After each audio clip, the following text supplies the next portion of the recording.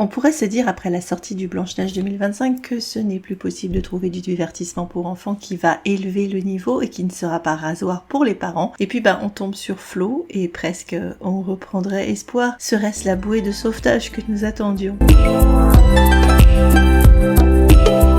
Bonjour, bienvenue sur Décalé. Tout d'abord, un grand merci à tous les retours positifs sur la vidéo Blanche-Neige et bienvenue à bord pour les nouvelles et nouveaux abonnés. En réaction à ce qu'on nous propose de plus moche en ce moment chez Disney, je trouvais qu'il était bon de contrebalancer avec du spectacle de qualité qui, pour une fois, vu ce que je pense de tout le système de récompense, n'a pas volé la flopée de prix qu'il a remporté, et c'est le très joli et onirique film d'animation Flow, sorti en 2024, qui te réconforterait aussi dans les idées de coopération européenne puisqu'on est sur une production lettonne, française et belge. Preuve est que quand on veut, on peut, et qu'on n'a pas besoin de mettre des millions de dollars dans de la CGI dégueu et du poncif lourdement matraqué par des nostalgiques des pavés de mai 68 ou par des maniaques de l'idéologie woke. Sans aucun dénigrement de ma part, au niveau de l'esprit et du visuel, on n'est pas loin de l'esprit quête de jeux vidéo. Alors je sais que les graphismes ont beaucoup évolué dans les jeux vidéo, mais voilà, c'est le visuel que j'avais parce qu'on a effectivement des graphismes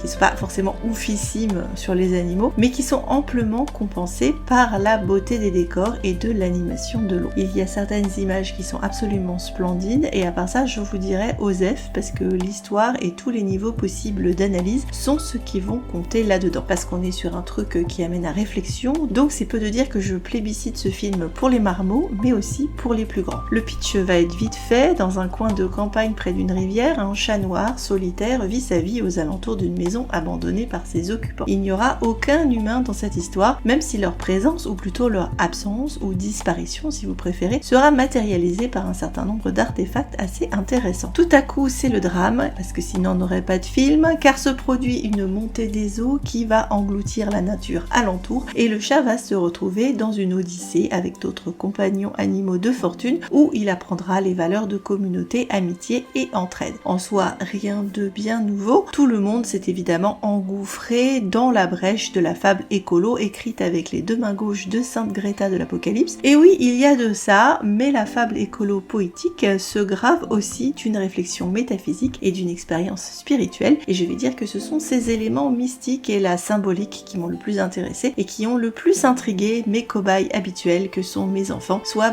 chez moi c'est du 10 et du 15 ans. Là où la prod est intelligente et qu'elle s'est donnée d'entrée de jeu une portée universelle en économisant un lieu reconnaissable, mais surtout des dialogues. Pas besoin de payer des voix ou des doubleurs, c'est une histoire sans parole et libre au spectateur d'interpréter le tout. Aucune pancarte lourdingue, pas de chanson non plus pour te faire du commentaire, pas de voix off, et même si la musique est réussie, tout le travail repose sur l'intelligence du spectateur, donc déjà ce film assume que les spectateurs sont intelligents, ce qui me le rendrait d'emblée sympathique. Je sais, on n'a plus l'habitude quand on nous demande de penser et de bosser pendant un film, même si je dirais libre à vous aussi de vous laisser simplement flotter comme un petit bouchon ou comme ce chat sauvé des eaux. Mais normalement, c'est un spectacle qui n'est pas juste du consommable, il doit amener à se poser des questions et à faire des efforts d'analyse. Toujours sur la portée universelle, le casting n'a pas grand chose à envier à nos castes contemporains de la sacro-diversité, puisqu'on nous mélange un chat noir, c'est le passe-partout avec une petite nuance intéressante quand même, un labrador beige, un des chiens préférés de la culture occidentale quand même, un capybara, donc là c'est ambiance Amérique du Sud, mais devenu un même kawaii, un lémurien, alors là on est chez Madagascar, et un serpentaire, lui aussi animal africain. Et puis on a une baleine, un chouïa chelou, car tu pourrais tout à fait l'imaginer sorti de Star Wars dans son design. On pourrait juste critiquer le fait qu'il manque un animal asiatique, au point où on en est, mais je tiens à dire que sur ce genre de produit de film d'animation qui se double de métaphysique vaguement dystopique, je m'en tape carrément le coquillard. Je parle des animaux, donc je vais rester là-dessus. Il y a une forme d'anthropomorphisme, mais pas à la Disney. Je dirais principalement dans la mesure où il est peu probable que tous ces animaux fassent groupe, d'une part, et d'autre part dans le fait que les animaux se mettent à barrer tour à tour le navire. Voilà.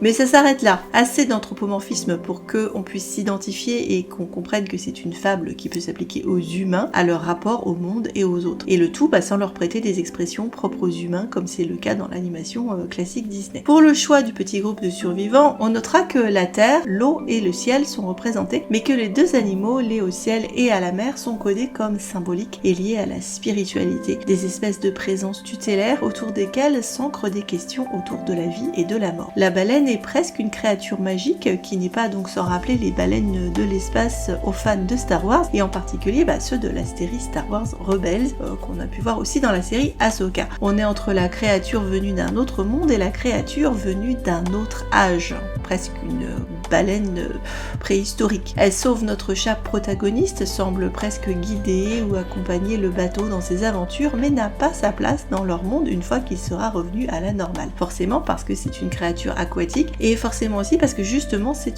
la créature peut-être la plus imaginaire de cet environnement. Le serpentaire est une figure ambivalente puisqu'il incarne à la fois la vie et la mort. Un des oiseaux menace de tuer le chat dans quasiment une inversion carnavalesque puisque normalement le chat est le prédateur ultime et opportuniste. Qui a un chat dans son jardin le sait bien. Mais c'est un autre oiseau qui va prendre sa défense et c'est le sacrifice de l'oiseau dans une scène mystico-magique qui semble rétablir l'ordre naturel des choses. Cela étant dit, même si ce n'est pas présenté ainsi explicitement dans le film, la baleine est elle-même possiblement une créature ambivalente. On la considère sous le prisme du Léviathan et c'est un animal lié à la mort et à la destruction, une créature sous-marine capable d'anéantir le monde ou qu'on le considère comme une figure tutélaire de sagesse ou d'harmonie, comme c'est le cas dans la plupart des cultures asiatiques ou du Pacifique. J'ajouterais que dans le symbolisme chinois, c'est exactement ça, puisque la baleine est directement associée au yin-yang, donc à l'équilibre et l'harmonie entre toutes choses, la vie et la mort en particulier. Le serpentaire, la mort venue du ciel dans le film, est également symboliquement une figure astrologique, parfois considérée comme un 13e signe occulte du zodiaque et associé à Asclépios, le dieu médecin. Tout poison peut guérir comme il peut tuer, vie et mort sont donc entremêlés dans les deux animaux les plus mystérieux du film, qui, s'ils accompagnent la petite bande, n'en font pas vraiment partie. Et là, pour le coup, ce sont presque des animaux psychopons, c'est-à-dire des animaux qui accompagnent les âmes dans leur voyage. Et pour le coup, la petite bande, qui est vraiment le nœud de l'histoire, se compose de créatures terrestres. Le chat, le chien, le lémurien et le capybara. Pour le chat, on pense forcément à la capacité de survie, les fameuses 9 vies du chat, et le fait que le chat soit noir, donc connoté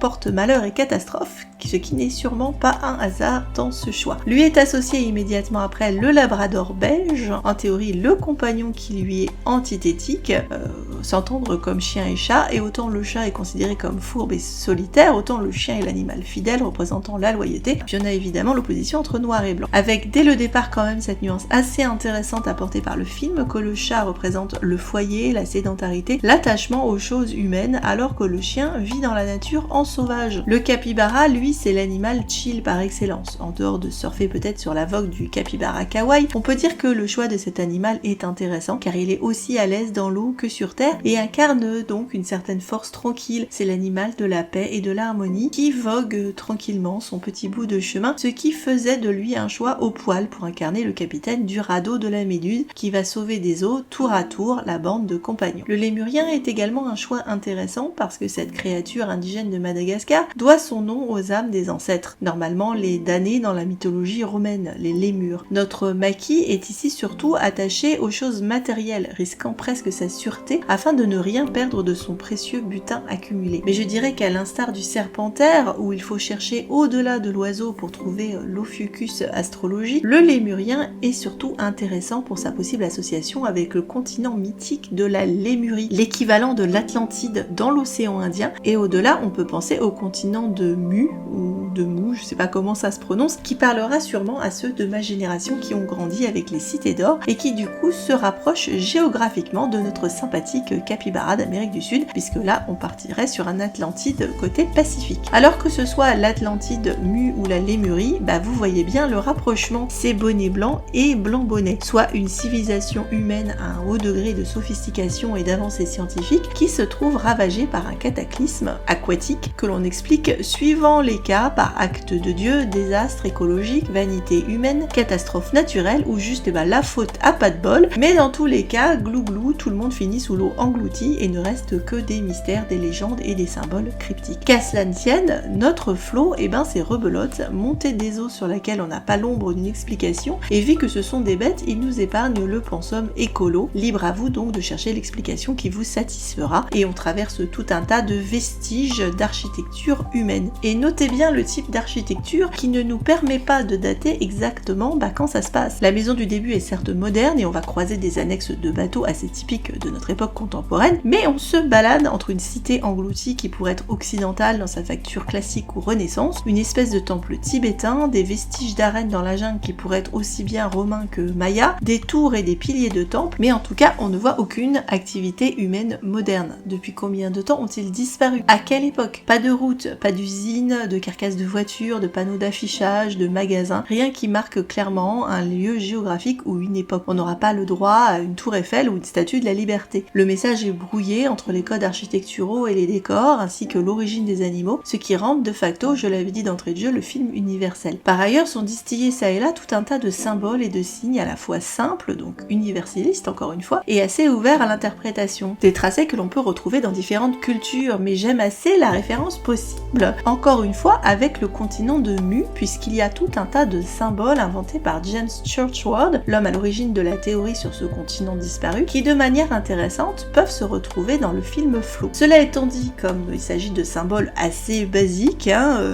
globalement des cercles et des lignes, qu'on retrouve, comme je l'ai dit, dans d'autres cultures archaïques et antiques, c'est pas forcément la source de ce film non plus, c'est pas ce que je suis en train de dire. C'est juste des symboles assez universels comme l'est le mythe du déluge et de la montée des eaux qu'on retrouve dans chaque grande civilisation et sur tous les continents. C'est pour ça que ce film est vendable partout. Le symbole principal est celui qui sous-tend l'architecture même du film et c'est le cercle. Parce que le film est lui-même une boucle, comme l'Ouroboros, le serpent qui se mange la queue, et qui figure le cercle éternel, la répétition sans fin des cycles, avec la fin qui est toujours le recommencement de quelque chose. Ça se termine là où ça commence, on revient à la case départ. C'est moins une aventure en fin de compte qu'un tour de manège autour des montagnes magiques qui vont constituer le centre de cet univers, un peu comme un vieil électrophone quoi, si vous avez l'image. Et du coup, des cercles, on va en bouffer constamment dans le film. Bien sûr, c'est notre monde, mais c'est aussi et surtout cette notion de cycle et de répétition. Des symboles sur les murs, la fenêtre de la maison, les yeux des personnages, le soleil, le miroir, le cercle sur la montagne où le chat et l'oiseau ont une expérience mystique, et les cerfs du rêve du chat qui vont former un cercle autour de lui. Sans chanter du Disney, le symbolisme part clairement sur les cycles de la nature, et oui, ceux de la vie, avec les idées de renaissance et de recommencement. L'omniprésence du cercle et de l'eau peuvent évoquer l'univers maternel utérin, et si on ajoute à ça le moment entre l'oiseau et le chat, la danse ou la ronde entre la vie et la mort, le fait que dans la nature, la mort de quelque chose permet à autre chose de naître ou de vivre. Donc on est sur sans arrêt des cycles de mort et de renaissance. D'ailleurs, parlons-en tout de suite de cette séquence yin-yang entre le chat noir et l'oiseau blanc, le positionnement inversé des animaux et l'idée que cette rencontre permet in fine de rétablir l'ordre naturel, l'équilibre du monde. Car une fois le serpentaire mort, zou c'est magique, c'est comme si on avait ôté la bonde et l'eau disparaît en quelques instants alors qu'on avait mis bien plus longtemps à remplir la baignoire. Alors vous me direz pourquoi le chat survit dans le yin-yang, ce qui risque de perturber l'harmonie. Bon alors c'est le perso principal, donc on va pas traumatiser tous les minots. 2, le chat c'est la renaissance, on vous rappelle, 9 vies. Et l'oiseau est quasiment présenté dès le début comme une espèce d'ange gardien, ce qui vient des airs et donc du ciel. C'est à la fois la mort et le salut, comme une interrogation sur le rapport à Dieu ou à toute autre divinité tutélaire de votre choix qui inflige à la fois les pires catastrophes à l'humanité, mais qui peut aussi être un secours pour ses fidèles. Le secrétaire a un parcours quasi christique là-dedans, dans la manière dont il est rejeté et victimisé par ses congénères, et dont il se sacrifie pour le bien de ses compagnons et de l'univers. C'est l'être de lumière blanc qui se sacrifie pour la créature terrestre connotée négativement parce que le chat noir n'a pas bonne réputation. Presque on l'accuserait d'être responsable de tous les maux qui vont arriver. D'autant qu'avec toutes les statues qui lui sont consacrées au début de l'histoire, il est presque traité comme une divinité païenne. Or que lui apporte les catastrophes et la rencontre mystique avec l'oiseau, et qu'il sera le seul à expérimenter puisque les autres compagnons sont restés dans le bateau et n'auront pas connaissance de ce qui s'est passé. Elle va l'affecter de manière profonde puisqu'il passe de solitaire, individualiste, narcissique à un être social et communautaire, découvrant le sens de l'amitié, de l'attachement et du prix de la vie, on va dire pour faire simple. Et c'est là aussi le rappel de notre autre gros leitmotiv de cercle qu'est le miroir. La première image, c'est quand même le chat qui se regarde dans l'eau. Il est seul au monde, il n'existe que pour lui-même dans un monde qui n'a que des représentations de lui partout. Ses rapports aux autres sont juste conflictuels. Quand il arrive dans le bateau, c'est là qu'on découvre le miroir en tant qu'objet, particulièrement convoité d'ailleurs par la créature la plus superficielle de l'embarcation, qui va être le lémurien, uniquement préoccupé par la cupidité et fasciné par son propre reflet dans le miroir. Le film fait donc passer, pas forcément subtilement, le message, mais c'est pas ce qu'on demande à ce genre de film de faire dans le subtil, qu'il faut arrêter de se regarder le nombril et se tourner vers les autres. La séquence où le chat retrouve le lémurien dans l'amphithéâtre vide est particulièrement intéressante en ce sens. Déjà par son décor, ça se passe dans un lieu de spectacle, tous les lémuriens sont cangués sur une espèce de trône au centre de l'amphithéâtre, ils se prennent tous pour le centre du monde et regardent fascinés leur propre reflet dans le miroir. Le chat passe, espère attirer l'attention de son camarade qui ne lâche pas l'objet et va s'éloigner visiblement très déçu. C'est alors que le lémurien prend conscience que le miroir est brisé et se libère de sa fascination pour enfin retrouver le chat et l'aider par la suite à sauver le capybara. Alors en dehors de la question purement narcissique, on peut y voir aussi clairement une allusion à l'obsession des jeunes pour les réseaux sociaux. Au lieu de jouer et d'interagir, ils sont tous happés par l'écran et cela dénonce la vacuité et la superficialité de la chose puisque le théâtre est vide et désert et le miroir est brisé. Et le fait est que pour qui regarde des bandes de jeunes quand on leur a remis un téléphone, c'est assez frappant comme portrait. Au lieu de discuter, ils sont chacun sur leurs écrans, incapables de privilégier des échanges réels autrement que par le prisme du miroir de leur téléphone qui leur renvoie plus souvent que le contraire une vision faussée du monde et d'eux-mêmes. Et pour terminer la boucle du film, lorsqu'on revient à l'image du début du chat qui se regardait seul dans une flaque d'eau, et cette fois il n'est plus seul, mais entouré de ses compagnons qui forment à présent avec lui une vraie communauté ou une famille. Donc est-ce vraiment une fable écolo ? Pas vraiment, parce qu'au temps de Noé ou de l'Atlantide, on ne mettait pas tout sur le compte de l'effet de serre et de l'activité humaine. Bien que évidemment, ça puisse être une lecture, et si c'est la vôtre, je vous la laisse. Mais si on tient compte de l'importance du symbolisme des cercles et de la question de la renaissance, je trouve que cette interprétation est assez limite, voire erronée. En tout cas, si c'est juste l'intention du scénariste de nous alerter sur la fragilité des écosystèmes, le rendu est curieux. Bien sûr, l'être vivant est représenté comme fragile et peu de choses face à la puissance de la nature qui va suivre ses propres lois, et combien notre possible salut peut dépendre de la capacité à faire lien et communauté. C'est avant tout pour moi une histoire sur la sympathie et l'empathie. L'empathie face à la souffrance des autres, que ce soit à travers le serpentaire et la baleine, et sympathie à trouver des points communs avec les compagnons les plus hétéroclites et a priori les plus étrangers à soi, à voir que malgré les différences, les besoins, les sentiments peuvent être les mêmes. En soi, quelque chose de tout simple mais de très important pour les jeunes à qui le film est normalement destiné. Je l'ai déjà dit mais je le répète, je trouve également très engageant le fait que le film dérive à un moment vers un spirituel assez mystérieux, parce que les films pour enfants devraient amener à réfléchir et à évoluer vers une dimension plus métaphysique. Que sont devenus les humains dans l'histoire reste bien sûr l'élément qui va être le plus mystérieux et amener à le plus de questions. Sont-ils morts lors d'une précédente vague, victimes de leur incapacité à faire le lien, bien que visiblement les habitants de la maison du chat tenaient assez à lui pour le représenter sous toutes sortes de formes artistiques. Ces humains absents sont en plus éminemment sympathiques, car tout ce qui reste d'eux et que l'on peut voir, hormis les bateaux, sont des choses pleines de beauté, des statues, des temples, des villes magnifiques. On ne nous laisse pas des images de cimetières, de banlieues urbaines, de nature ravagée par la pollution, de champs de bataille, de villes pillées et détruites ou d'industries dégueulasses. L'humain est presque exalté et magnifié dans son absence, comme des espèces d'anciens dieux qui ont quitté le navire sur la pointe des pieds, sans violence, pour remonter vers un Olympe imaginaire. Ont-ils été enlevés comme le serpentaire vers une autre dimension, un ravissement eschatologique ou extraterrestre?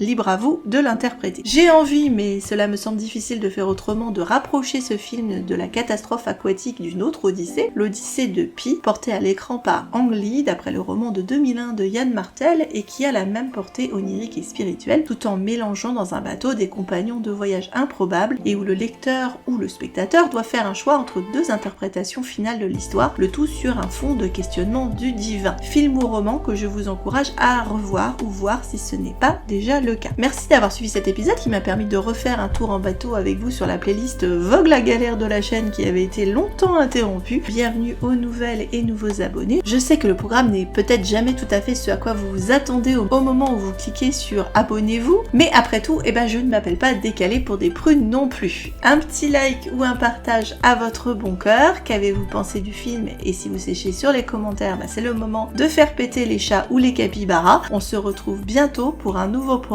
avec ou pas les pieds dans l'eau.